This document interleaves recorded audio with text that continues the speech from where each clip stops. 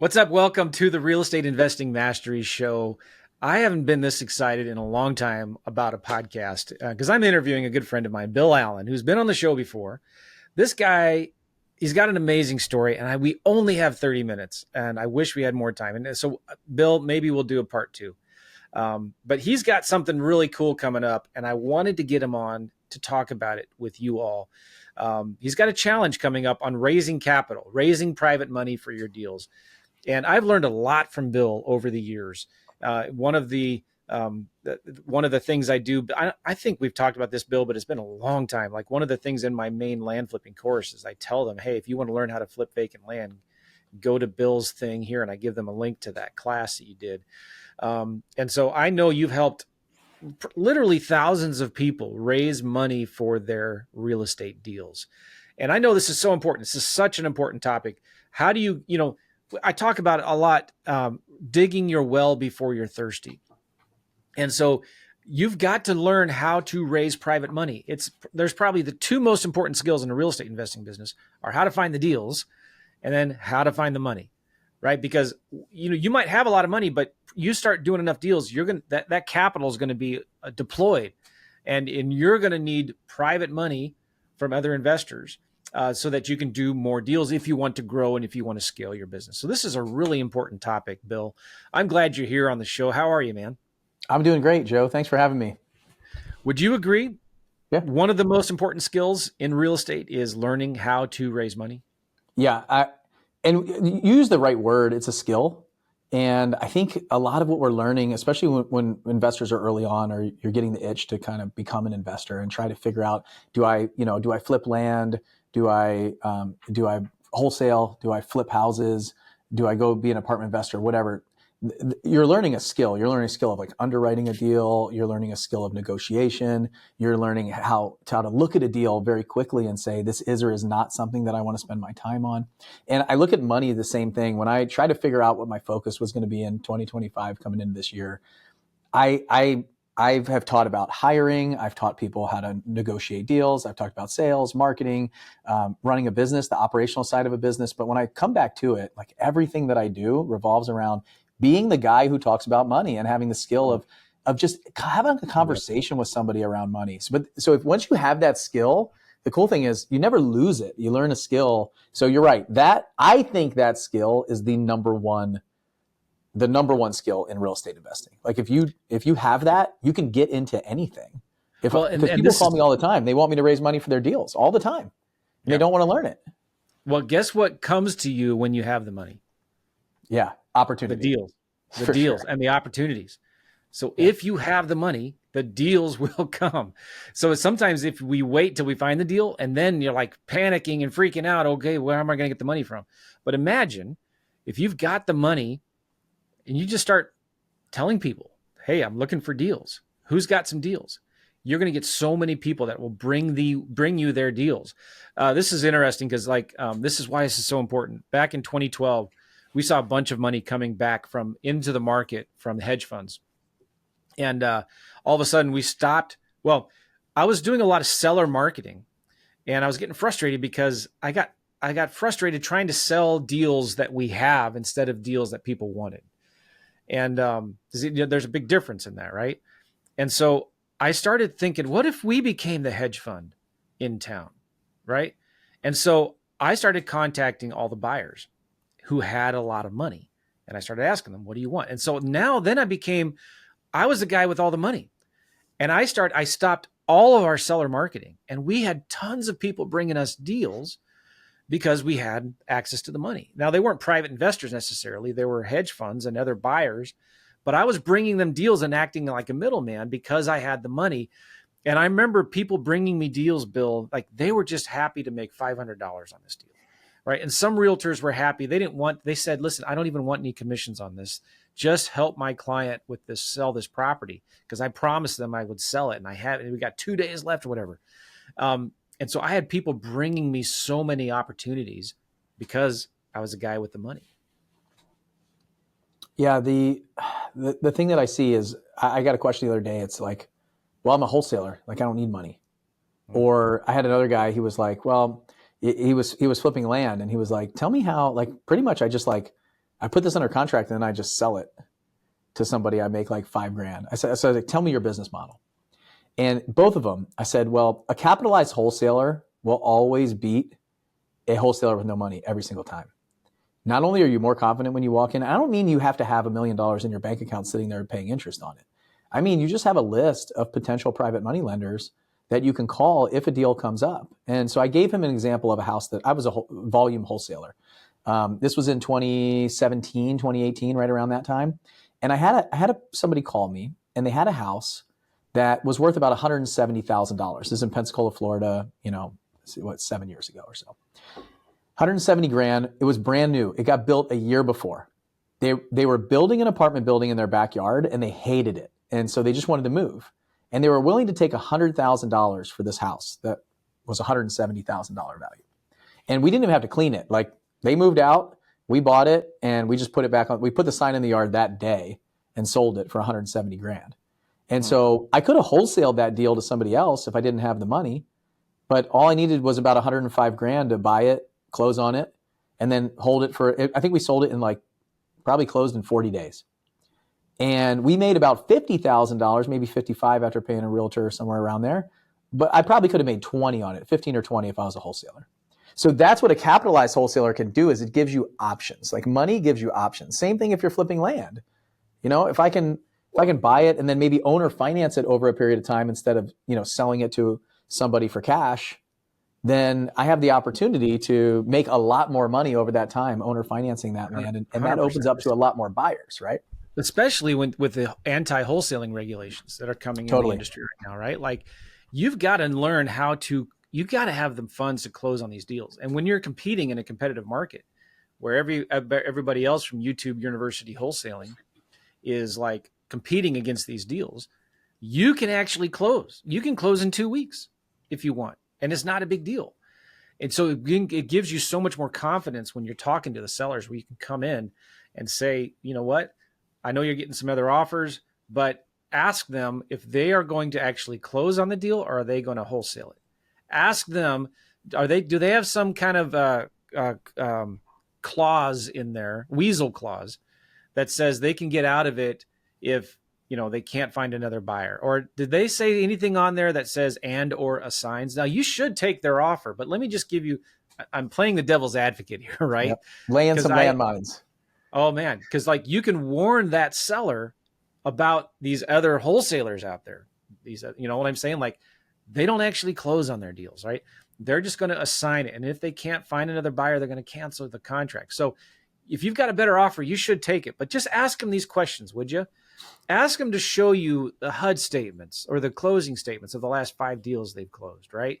Or look them up and ask them, what do you do with this deal? So like, when you have the money and you can close on these deals, it's so much, you're going to do more deals and you're going to do bigger profit deals because you've got that confidence behind you. Does that make sense what I'm saying?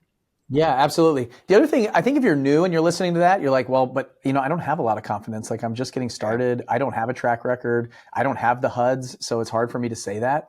If that's you, what I would say to you is I look at the real estate business. You're running like 2 tracks, like kind of like a train, right? A train runs on 2 tracks. One, I'm like, okay, I'm trying to figure out how to raise capital now for a potential future deal. And that's just having conversations. It's planting seeds and watering seeds over time to kind of, build up somebody who might be interested in investing with me and making a great return in the future. The other one is finding those deals. So usually what I get is like, I'm brand new. I don't really know what to say. Like, why would anybody invest with me? And so the biggest piece of advice I have for you if you're new is you might not be able to kind of talk like that with the seller, right? But you might say, ideally you're walking in and you have some investors, right? So if you think about having those conversations around money, they just give you a lot of confidence walking in. Like, I figure if I have $1 million in my pocket or a couple $100,000 in my pocket, I'm a lot more confident walking into these appointments with the sellers than I am if I'm not sure if I'm going to get it closed. And they can smell that desperation. Like, desperation has a smell to it for sure, whether it's raising money at the last minute, right? Where you're like, okay, can you wire it over today? Like, I need it right now. Like, nobody wants to invest like that. Or a seller who can feel that you're not sure if you can get it done, not overly confident, right? So what I tell new investors, new people who are raising capital, is you've got to find people that already trust you. So trust is the reason why people invest with me and why they'll invest with you.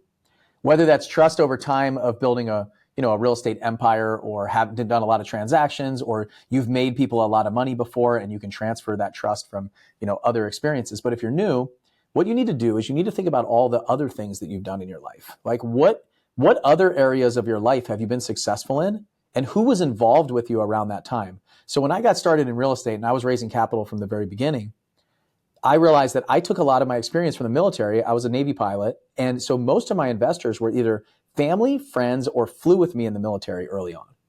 And what they did is they saw me as a winner in that area. And they were like, you know what?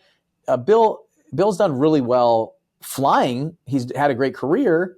Or my family, who has seen me come up and been successful in other things that I've done, they said, you know what? He's been successful there. I think he'll be successful here.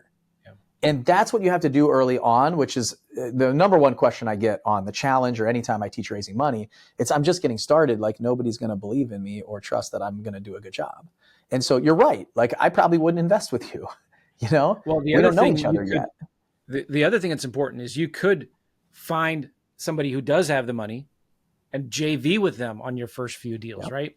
Because if you had somebody that you knew what their criteria was, what kind of deals they were looking for, you could go to that seller with that same confidence, knowing, all right, so if I get this deal under contract, I'm going to be partnering on it with this guy or gal, and they're going to provide the money. So there are different ways, and I know you're going to cover this in your 5-day challenge, but there are other strategies to gain that confidence, to borrow somebody else's confidence if you can't raise money right now. For sure. There's going to be, we'll talk about deal structure, like the whole structure, all the paperwork. But like what Joe's talking about right now is the JV. So very early on, when I started, I had done my first house. I took a loan out of my 401k and I got a bank loan for my house. That's how I did my first flip, right? And then after that, I met a guy in a mastermind. He had a bunch of money. He had a couple $1 million. And he said, I'll finance everything for you. You don't have to worry about money, but I want 50% of the profits. Yeah. So what Joe's talking about, joint venture, which JV, is that's what we did for the next 6 houses. So I was buying at the courthouse auction and I was giving up half the profits. And so what I learned, it was easy though. It was like the easy button. So I was hitting the easy button, but I was giving up like $20,000 to $25,000 in profit on each deal. We were making 40 to 50K on each house. I was doing all the work. This guy was like wiring in the purchase and the rehab costs. I was even paying the utilities and little things. I didn't want to bug him for the little stuff. I had some money. And so what I learned was, I think that works, but what I want to teach you is how do you avoid that from the beginning? Because I think a lot of people start there, but they give up. The only reason that I would say do that is if you feel like you want to share some of the risk. And so you share some of the downside with that. So that can put you in your comfort zone. But what I want to help you do is be confident about raising money, because all of you have relationships in your life of people that believe in you and trust you already. And all you need to do is kind of be coached up a little bit on how you transfer some of that trust and how you're confident in what you're doing. And then it's about running the numbers and all the other things that Joe teaches you that are totally fine. Like, running the numbers, understanding that it's a deal, protecting yourself, have some risk protection by offering the right price and understand the exit strategies and all the stuff that you learn here with Joe. But if you can bolt on the money piece, I've got money at 6% interest, okay, on a balloon. Not even a monthly payment, on 6% interest right now. It's insane. And you don't have to, give up the farm to the investor. I feel like all real estate investors, they work so hard to negotiate the deal with the seller, but then they lay down for the money person. They're just like, oh yeah, I'll give you half. For sure, bring the money, I'll give you half. Like, I'm not doing that. And if I look back, it was a part of my story. It was a part of me learning. But I want to teach you how not to give away the first $300,000 in profit that you could keep, and pay your lenders like 40 or 50K, and you keep the other 240, 250 that I gave away. Oh yeah, that's important. And it's maybe I could get it. If you're new and you've not done a deal before, this sounds a little intimidating. But let me tell you something. It's not that hard. It's not that hard at all. And we all know people that have some money that they would love to invest. And you can, and you're going to talk about this. You can set it up where their money is safe. It's protected, right? It's only lent on good deals. Because one of my fears when I was getting started borrowing private money was like I would lose my friend's money. But you can set it up right where it's secured against a property, right? You're only borrowing the money on a good deal that has a lot of equity in it. So sometimes, though, if you set it up right, the worst thing that can happen would be that investor gets the property back and they get their capital back plus a bunch of extra money because it was such a good deal. Does that make sense? Absolutely. It's funny when you think about it. You said something that that I feel like is another kind of like limiting belief that people have. A lot of this is just your belief system, and honestly, it really starts around like your background with money, like your upbringing. I remember when I was a kid, my dad I had these friends that we lived in Southern California in Thousand Oaks. And I had these twin friends that lived up the hill in these really like big house. Like we're at the bottom of the hill in these like little dinky house that we could barely afford. And they were up there. So my dad was like, I was like, hey, how come we don't have a pool, Dad? He's like, my friends have a pool. He's like, yeah, but they live up there and we live down here. Like they're the haves, we're the have-nots a little bit, or like, money was tight. Like money doesn't grow on trees. We never went on vacations as a kid, things like that. So my mindset around money, and my dad was very good with money. Like he was smart, he was an investor, but I feel like he always had this thing with people that have money and people that don't have money. And that kind of got instilled in me. And it was something that I had to break. So I think all of us, we start from somewhere, right? And having those conversations around money are the key. Like understanding that this is an opportunity for people, that there's more money out there than there is deals. Like if we can believe that, there's over $40 trillion with a T, trillion dollars in retirement accounts. Over $40 trillion in retirement accounts. And like 20 trillion of that is making little to no interest right now. A lot of it's in cash. There's like $5 trillion in retirement accounts that's just in cash right now. Just not even deployed anywhere, not in the market, not anywhere. And so what I realized my job became was, how do I educate people that, like you said, Joe, they could be secured to real estate. They could have a fixed return that's not variable, it's not frustrating, and give them an opportunity to invest with me without having to do any of the work. And what's cool is when I look at all my investors right now, they love me. Like I try to give them the money back. They don't want it back. They're like, don't give me this back. Like, you keep this. I do not want this back. Like, I want my monthly payment. I want my quarterly payment. I want my annual payment, whatever. I just keep growing it. Don't give it back to me. I don't know what to do with it anymore. And that's what I want to help people build. I want to help people build like, an investment team with them as they grow inside their real estate company and organization, that they can bring this capital in and feel really good about it, not be scared that they're going to lose it. I mean, when I hear the word lose, it's like, oh, I misplaced your money. Like, that's not going to happen. We're going to build a system, like a repeatable system of capital raising that brings in money on a regular basis. And people are so grateful and thankful that you help them. So it's a little bit different like view and look on it than I think a lot of other people are teaching. Number one, I emphasize to be yourself. Like, you don't have to be anybody different than you. You don't have to say the same things as me. And it's not selling. I do not sell anybody anything. Yeah. All I do is open up an opportunity and let them walk through the door. Just like a seller. Can you imagine you walk into a house and you're like convincing somebody to sell their house? Like, we don't do that. Nobody does that. Well, it's important to have a plan, right? Like a program to like, you can tell the investors, and this is where a lot of the confidence can come from, when you've got a good plan that you can show the private investor. Yep. This is our program. This is what kind of deals that we do. This is what we pay. This is kind of how this works. This is our marketing plan. I have this little one-page, I think I got this idea from you a long time ago, like a real simple business plan that I give to my private investors that is very simple and laid out. But what you don't want to do is go to the private investor and say, well, I'm doing these kinds of deals and these kinds of deals, and I'm thinking about doing this. You got to have certainty and confidence, right? And you need to tell them what your program is. And so I want to give everybody, because dang it, I wish we had more time, Bill. I want to talk about this challenge you've got coming up. Yeah. And you're doing it multiple times throughout the month. And I want to give everybody a link right now at joemccall.com/money, joemccall.com/money.